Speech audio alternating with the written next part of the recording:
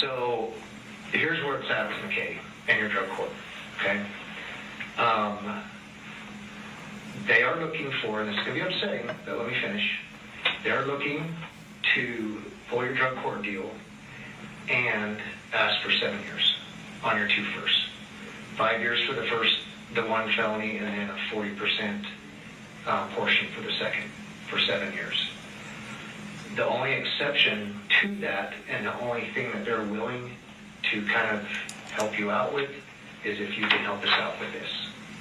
And by so, he means like, give us the details that will ensure Corey gets convicted of murder.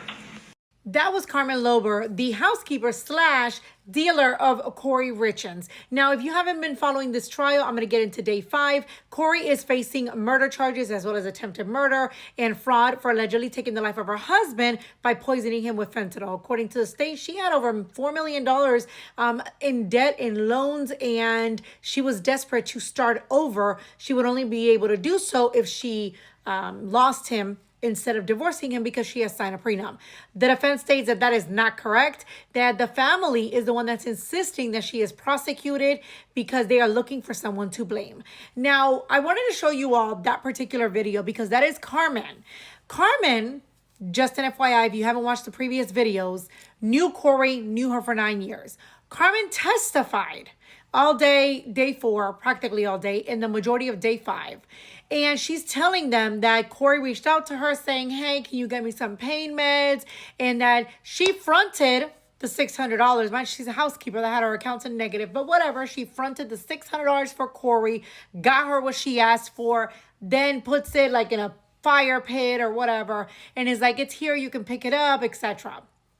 And according to her testimony, that is what she told detectives, right? That is the information that they needed for this case to prove that Corey asked her for drugs multiple times and that lastly she had gotten fentanyl. However, as you guys can see here, and this is one of the things that the defense explains, this woman, when she initially went through drug court, she struggled. She would miss appointments. She would fail drug tests, all of this. So the entire time that she's supposedly getting her drugs, she was high.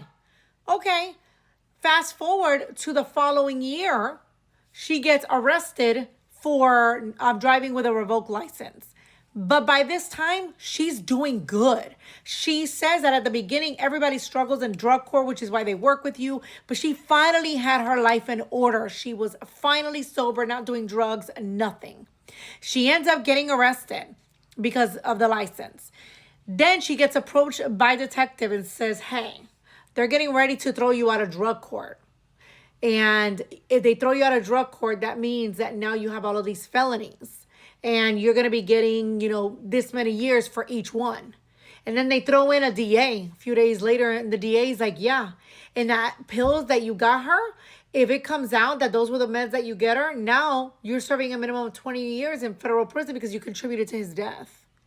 And mind you, she's freaking the hell out, rightfully so. Any of us would. And they took advantage of the fact that she was an addict for a very long time. And guess what? She tells them throughout the interview, I don't remember a lot. I have been doing drugs since 6th grade. My brain is fried. I don't remember a lot. And she even tells them, help me out. Map this out for me. Tell me what you need because I don't remember a lot. And sure enough, on the first day that she testifies, when you look at the transcripts, it's all incorrect. It's wrong information, wrong dates. She can't even remember the dates. On top of the fact that the defense then brings up the fact that, oh, you said you left her this in this house, in the Mayward house or whatever the hell it's called. Yes, I did. She goes, but that house had already been sold and Corey didn't own it anymore. But that's the house that you went in. Well, yes, I did. But then she also told the DA when they were interviewing her that she had never handed drugs over to Corey herself in her hands, that she had always left them somewhere for Corey to pick them up. But then the day before she testified saying, yes, she came to my house and I walked out in the driveway and I gave them to her. Now, this is the thing.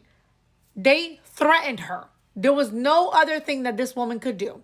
She probably doesn't remember it. She probably didn't sell her drugs. Or maybe she did. We don't know Because the fact of the matter is that they threatened her. She had no choice because she finally had her life together. She was finally doing well, and she was terrified that now she would go to prison for over 20 years. So at this point, they wrote the statement for her because they said, hey, write the statement, and they ended up writing it for her because she couldn't remember a lot of details. And she was like, just write whatever and I'll sign it. That's what the transcript says. She is also a victim. Proof that detectives take advantage of people that are desperate to be saved, that are terrified of going to jail. And she practically agreed with whatever so that she would not go to jail. Now, like the defense says, she probably, at the time that she testified, believed what she was saying. But the fact of the matter is that almost every single detail that woman does not even remember at all, whatsoever, the entire time she was failing drug tests. Now, let's go into the next witness. And this is another proof that these detectives were so dirty. This is Anna Isbell. She went to high school with her. Okay, why are we talking to Anna? Because apparently one day her husband, who was a handyman for Corey, receives a call from Corey and he puts it on speaker. And she says she goes to the restroom so she doesn't hear the entire conversation. But then when she comes back out, he's like, fuck, fentanyl? No, God, no. Tell him to find somebody else to get it for. What? According to her husband received the call because Corey had an investor that was looking for fentanyl and asked him if he had a contact. Okay, this woman is extremely fragile. Her husband died. And when they bring up that her husband died, I mean, you could tell she is emotionally distraught.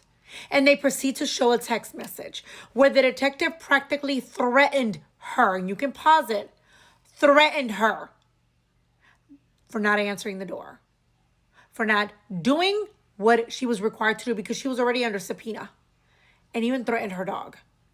Same detective that threatened the others. The other person that testified later on that day, which I'm going to go into the next video, who was also under the influence because he was in withdrawals in jail and doesn't remember a thing either. Now, this witness tells the defense when she's going over the text messages, why didn't you go in? Like, weren't they trying to prep you? She goes, because I didn't want to meet with them. I did not want to meet with them because he was nasty. He was so rude. Her dog has never threatened him. Her dog has never done anything. And she doesn't even think that he's ever seen her dog unless he looked over the fence.